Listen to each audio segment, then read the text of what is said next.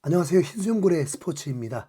손흥민의 2023-2024 시즌 마지막 한 경기를 남겨두고 있습니다. 분명 유로파리그 진출도 결정이 된 건 아니기 때문에 중요한 경기일 수밖에 없는데 하필 상대가 22팀이라 그런지 팬들은 큰 기대를 하지 않는 분위기이기도 합니다. 손흥민은 아시안컵 때문에 3경기를 결장하고 17골 9도움을 기록하면서 현재 득점 랭킹 7위, 공격 포인트 5위를 기록 중입니다. 분명 이 기록도 대단한 기록인데 전반기의 활약에 비하면 아쉬운 게 사실이죠. 손흥민은 이제 22팀을 상대로 하면서 팀의 승리에 보탬이 아니라 본인의 커리어를 위해서 20골, 10 기록을 할 수 있도록 사력을 다해야 하는 막중한 책임이 있습니다. 찝찝한 부분이 최근 영국 매체에서 손흥민의 나이를 거론을 하면서 재계약 부분에 걸림돌을 예측했는데 팀토크에서 손흥민의 최고의 왼쪽 윙어로 복귀할 수 있도록 토트넘은 올여름 재계약을 맺는 것이 중요하다. 그러나 32살인 손흥민은 새로운 2-3년 계약 외에 더 큰 수익을 얻을 가능성이 없다라고 했습니다. 2-3년이라 우선 손흥민이 토트넘 같은 곳에서 장기 계약을 하는데 올인을 해야만 한다는 의미는 아닙니다. 그 점 꼭 전제해 주세요. 손흥민이 스스로 선택한 토트넘과의 재계약일 때는 분명 이익이 있어야 합니다. 거의 리그 우승만큼은 포기해버리는 선택일 수는 있거든요. 그리고 나머지 컵 대회들도 우승 그렇게 허락하지 않습니다. 다음 시즌 유로파리그에서도 첼시를 넘어야 하는데 첼시도 부상자 속출에 리빌딩이 어려웠는데도 기어코 6위까지 오를 수 있는 상황이고 이미 카라바오컵은 결승까지 올랐고 토트넘을 상대로 결과가 모두 이겼습니다.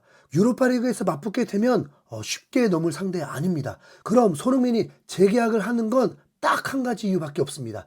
대우죠, 대우. 그럼 2-3년이 손흥민에게 해줄 수 있는 대우인가요? 이건 또 주급이 어느 정도냐에 따라서 달라질 수 있는데 손흥민에게 40만 파운드에 3년 계약 줄 것 같나요?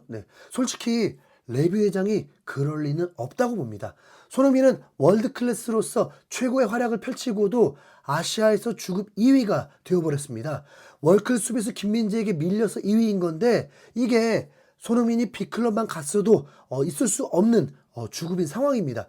그 누구도 깰 수 없는 아시아에서 최고 주급을 받아야 할 선수가 현재도 2위라니까요. 물론 다음 계약에서 다시 1위로 오를 건 확실한데 그 차이가 김민재와 미비하다면 그건 정말 화가 나는 일일 것입니다.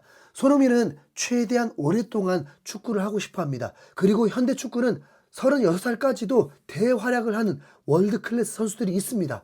손흥민이 지금까지 토트넘에 기여한 것을 본다면 분명 40만 파운드 아깝지 않아야 하지만 어차피 한 번 더 재계약을 하면 더 이상 더 좋은 팀으로 이적을 하는 건 불가능하다고 봐야 하기 때문에 올인을 한다고 한 이상 재계약은 4년까지는 보장받아야 하지 않을까요?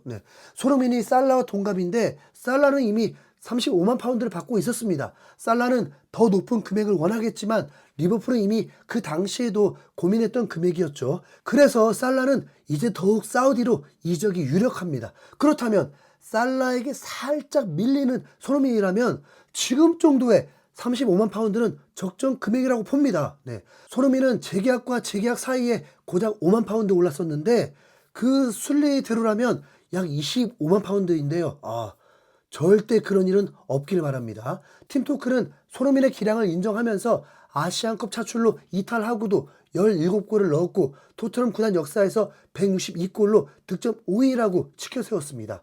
이미 멀티포지션 가능, 감독의 전폭적인 신뢰, 팀 리빌딩에도 핵심, 선수들 중에 최고 참일 뿐만 아니라 실제 캡틴으로서의 막중한 책임까지 2-3년 재계약이라면 40만 파운드, 3-4년 계약이라면 35만 파운드가 맞다고 봅니다. 하지만 그러려면 손흥민도 뭔가 해줘야 합니다. 20골, 10을 해줘야 명분이 서죠. 상대가 100실점을 돌파한 셰필드인 만큼 최대한 골 폭격을 해주길 응원해 보겠습니다. 손흥민 헤드트릭 파이팅! 이상 흰수염고래였습니다.